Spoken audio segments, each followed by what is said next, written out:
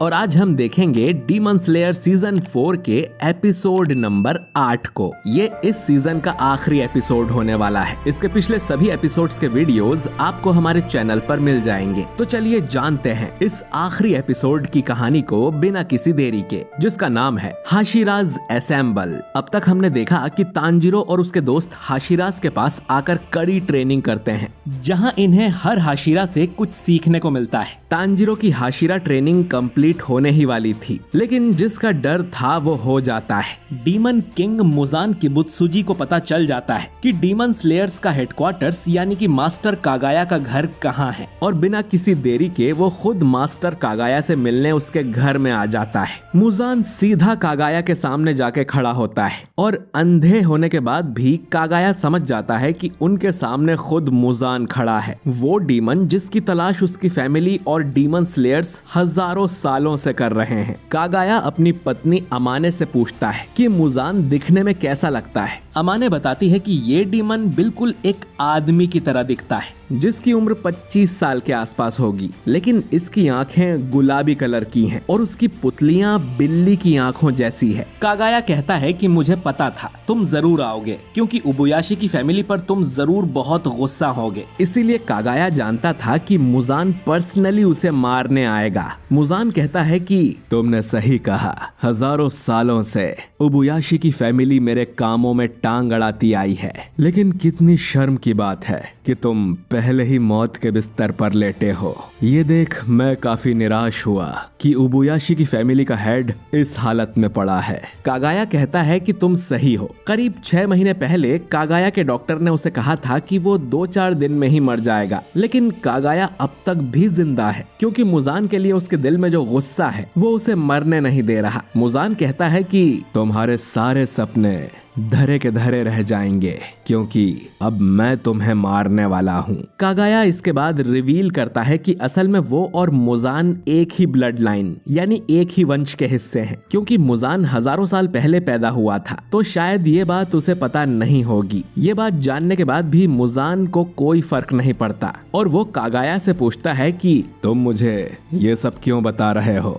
कागाया इसका जवाब देते हुए कहता है कि मुजान जैसे डीमन को जन्म देने की वजह से उबुयाशी की फैमिली पर कर्ज लग गया था। इस परिवार में जन्मा हर बच्चा कमजोर होता था और छोटी उम्र में ही मर जाया करता था। उबुयाशी की फैमिली का वंश खत्म होने ही वाला था। तब एक प्रीस्ट इनके पास आया और उसने बताया कि इस फैमिली ने एक डीमन को जन्म दिया है। अब इन्हें अपना पूरा जीवन उस डीमन को मारने में समर्पित करना होगा, तभी इनकी ब्लड लाइन बच पाएगी। उन्होंने ऐसा ही किया। साथ ही उबुयाशी की फैमिली में जन्मे लड़कों की शादी किसी प्रीस्ट की बेटी से ही कराई जाती है। अमाने भी एक प्रीस्ट फैमिली से है, जिसके बाद से इनके बच्चे थोड़ी ज्यादा उम्र तक जिंदा रहने लगे। लेकिन फिर भी उबुयाशी की खानदान में आज तक 30 साल से ज्यादा कोई भी जिंदा नहीं रह पाया है। मुजान कहता है कि क्या बकवास कर रहे हो, तुम्हारी बीमारी तुम्हारे दिमाग तक पहुंच गई है क्या? मेरे डीमन बनने का तुम्हारे कर्ज से कोई लेना देना नहीं है। मैंने अब तक हजारों इंसानों को मारा है, पर मुझे तो ऊपर वाले ने आज तक सजा नहीं दी। इन हजारों सालों में मैंने आज तक किसी भगवान या बुद्धा को नहीं देखा। कागाया कहता है कि सबका सोचने का तरीका अलग होता है और मुजान से पूछता है कि आखिर तुम्हारा सपना क्या है? इस 1000 सालों में आखिर तुम किस चीज की चाह रखते हो? मुजान अपने मन में सोचता है कि ये कैसी अजीब सी फीलिंग है। डीमन स्लेयर कॉर्प्स का लीडर मेरे सामने है, लेकिन फिर भी मेरे अंदर कोई नफरत नहीं है। तभी मुजान पास में कागाया की दोनों लड़कियों को देखता है, जो कि आपस में एक गेंद से खेल रही थीं और कोई पोयम गा रही थीं। शायद वो दोनों मुजान को नहीं देख सकती। मुजान को यहाँ पर अजीब तरह की राहत महसूस हो रही थी। उसे एक अपनापन भी महसूस हो रहा था। मुजान जानता था कि इस पूरे मेंशन में सिर्फ 4 लोग हैं, कागाया, उसकी वाइफ और उनकी 2 बेटियां। यहाँ पर एक गार्ड तक नहीं था। मुजान जब कोई जवाब नहीं देता तो कागाया खुद ही बोलता है, मुझे पता है तुम हमेशा जिंदा रहना चाहते हो, तुम अमर होने के सपने देखते हो। मुजान उसकी बात से सहमत होता है और कहता है कि नेजुको के मिलते ही मैं अपने इस सपने को पूरा कर लूंगा। कागाया कहता है कि तुम्हारा सपना कभी सच नहीं होगा मुजान, जिस पर मुजान बोलता है कि लगता है तुमने नेजुको को काफी अच्छे से छुपा रखा है, लेकिन मुजान के पास उसे ढूंढने के लिए दुनिया भर का समय है। कागाया कहता है कि तुम गलत हो। अगर इस दुनिया में कुछ अमर है तो वो है इंसानों की भावनाएं। वो हमेशा जिंदा रहती हैं। मुजान को ये बात फालतू लगती है। कागाया आगे कहता है कि हजारों सालों से डीमन स्लेयर कॉर्प्स बंद नहीं हुआ। ना जाने कितने स्लेयर्स की जान चली गई, लेकिन डीमन स्लेयर कॉर्प्स अब भी है। यही इस बात का सबूत है कि इंसानों की भावनाएं अमर रहती हैं। ऐसे डीमन को माफ ना करने की भावना, जिसने अब तक ना जाने कितने मासूम लोगों की जान ली है, और तुम्हारे पापों के लिए अब तक तुम्हें किसी ने माफ नहीं किया है। इन 1000 सालों में किसी एक ने भी नहीं। कागाया आगे कहता है कि मुजान, तुमने एक शेर की पूंछ पर पैर रखकर उसके अंदर के गुस्सैल ड्रैगन को जगा दिया है, जो कि अभी तक शांत था। इन शेरों की नजरें तुम पर गड़ी हुई हैं, और ये शेर तुम्हें कभी भागने नहीं देंगे। अगर तुम मुझे मार भी देते हो तो डीमन स्लेयर कॉर्प्स को कोई फर्क नहीं पड़ेगा, क्योंकि मैं उतना इम्पोर्टेंट नहीं हूँ। लेकिन अगर तुम मर गए तो तुम्हारे साथ बाकी सारे डीमंस भी नष्ट हो जाएंगे, है ना मुजान? ये बातें सुनकर मुजान को अब गुस्सा आने लगता है और वो कागाया से चुप रहने को बोलता है। आखिर में कागाया बोलता है कि भले ही मैं इतना इम्पोर्टेंट नहीं हूँ, लेकिन मेरी मौत वेस्ट नहीं जाएगी। डीमन स्लेयर्स मेरी बहुत इज्जत करते हैं, खासकर हाशिरा मुझे बहुत प्यार करते हैं, और मेरी मौत से वो लोग पहले से भी ज्यादा मोटिवेट हो जाएंगे।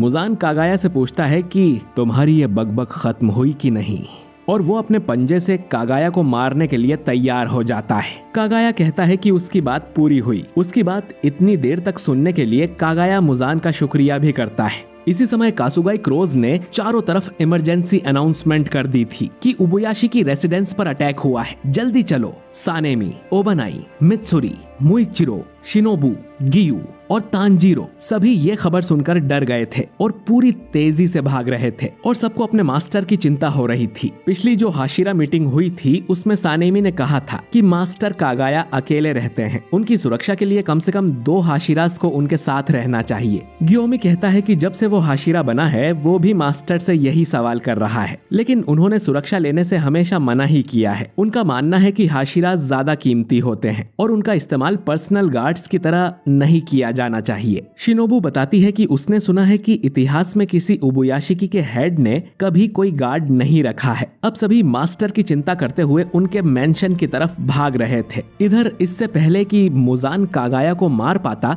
अचानक मेंशन के नीचे एक बहुत ही बड़ा धमाका होता है, और इस धमाके वाले सीन को इतनी खूबसूरती से एनिमेट किया गया है कि आंखों को विश्वास ही नहीं होता। एक पल में पूरा मेंशन तबाह हो जाता है। सानेमी और बाकी हाशिराज इस धमाके को देखकर दंग रह जाते हैं और डर जाते हैं। वहीं तांजीरो को जले हुए खून और मांस की बदबू आने लगती है। मुजान खुद भी इस धमाके की चपेट में आ गया था और उसका आधा शरीर जल चुका था, लेकिन वो जल्दी से अपने शरीर को रीजनरेट करने लगता है और कागाया को गाली देते हुए कहता है कि अपनी निर्मल बुद्धा जैसी मुस्कुराहट के साथ भी उसने खुद को इस धमाके में उड़ा दिया। उसने अपनी बीवी और बच्चों के बारे में भी नहीं सोचा। मुजान ने कागाया को कम समझा था। मुजान जानता था कि उसके लिए यहाँ कोई जाल बिछाया गया होगा, लेकिन इतना बड़ा ट्रैप तो उसने भी नहीं सोचा था। धमाके में ढेर सारे स्पाइक्स भी मिलाए गए थे, जिससे मुजान की हीलिंग को जितना हो सके उतना धीमा किया जा सके, जिसका मतलब है कि खेल अभी खत्म नहीं हुआ।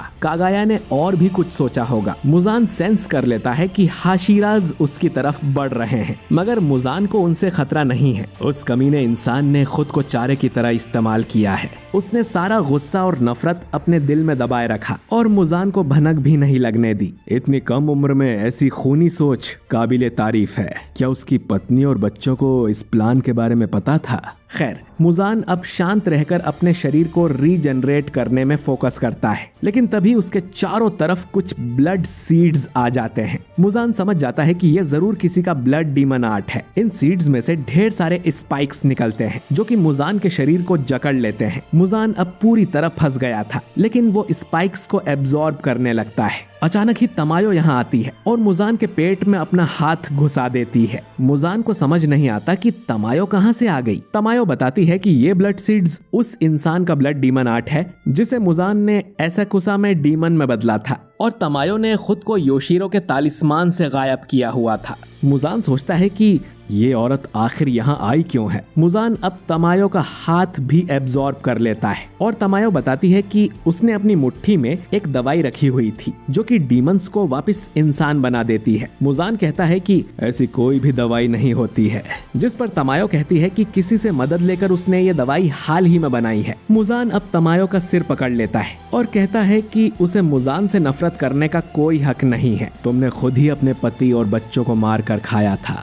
मैंने तो बस तुम्हारी मदद के लिए तुम्हें डीमन में बदला था। तमायो रोते हुए कहती है कि अगर उसे पता होता तो वो कभी डीमन नहीं बनती, वो तो बस अपनी बीमारी से बचना चाहती थी ताकि अपने बच्चों को बड़ा होते देख सके। लेकिन मुजान के उसे डीमन बनाते ही उसने अपनी फैमिली को मार दिया। मुजान कहता है कि तुमने उसके बाद भी कई इंसानों को मारा है और उन्हें खाने में तुम्हें बहुत मजा भी आता होगा।